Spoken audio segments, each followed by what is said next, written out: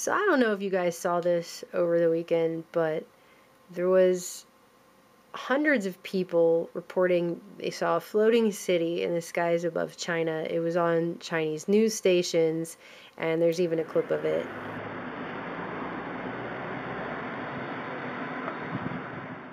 And it's been explained away as an optical illusion in the comments sections of these YouTube videos that in China, the scientists have explained it, and it has to do with the way that cold, dense air at the surface bends light reflected from a distant object, otherwise known as a fata morgana. Looks something like this. Although, in my opinion, this video, it looks a little bit high off the ground for that to be the case, but that's what they're claiming.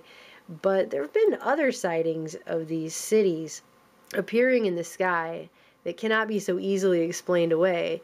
And I don't know if you guys remember back in 2012 when an entire African village saw what appeared to be a city floating in a cloud over their village. And the way they described it was beautiful tall buildings inside of it with tarred roads and cars. It was like a flying city, and from it I could hear the sound of machines making noise just as you would hear at a Shaka cement factory. Obviously that wasn't a reflection of their city because they don't have tall buildings, they don't have tarred roads, so either all of these people were on crack and they hallucinated this, or somebody's playing with their toys over an area where they know people aren't going to have cell phones and whip out their iPhone and be able to film it. And I know some people have said it, and it was the first thing I thought of too, Project Bluebeam. There are people that claim that Bluebeam was never really an actual thing the government ever considered, that it was entirely made up. And I just want to point out to you that it's not. I actually came across this article in unrelated research, and it turns out they're talking basically about Bluebeam in here. And I don't know if you guys have seen this, but it's an article from the Washington Post from 1999 called "When Seeing and Hearing Isn't Believing." And they're talking about psyops in here and the different things they came up with. Get to this part where it says, Allah on the holodeck.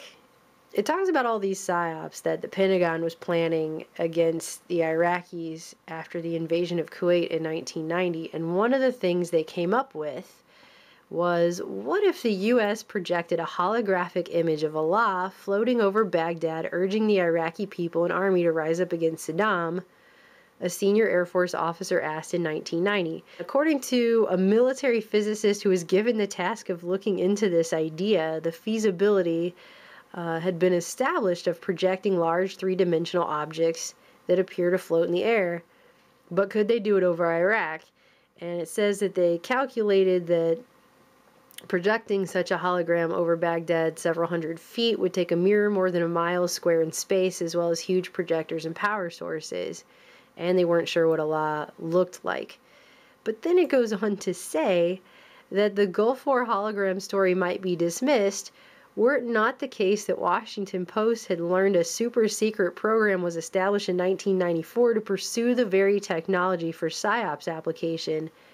The holographic projector is described in a classified Air Force document as a system to project information power from space for special operations deception missions. So they were going to do it. They were looking into it. And that's back in 94. So in 90 they came up with the idea, started looking into it. In 94 they were pursuing it. Who knows what they actually have today? But they probably wouldn't test it here where every other person and their grandma has an iPhone. They're going to test it in places like in Africa, in some village where they're banking on the fact that the people aren't going to have iPhones.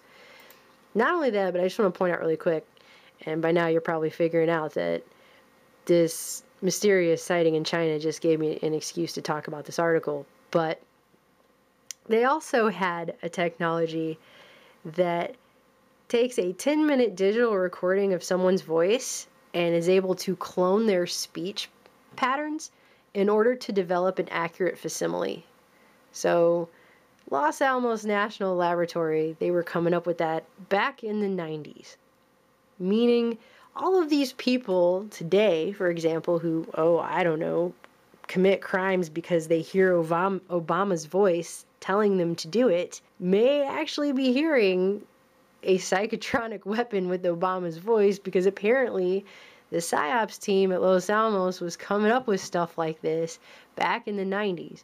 And all it takes is a 10-minute clip of someone's voice. You know, take one of Obama's speeches, 10 minutes, and you can make him say anything and it sounds real. This is the kind of stuff they had like 2 decades ago. Can you imagine the stuff they have today?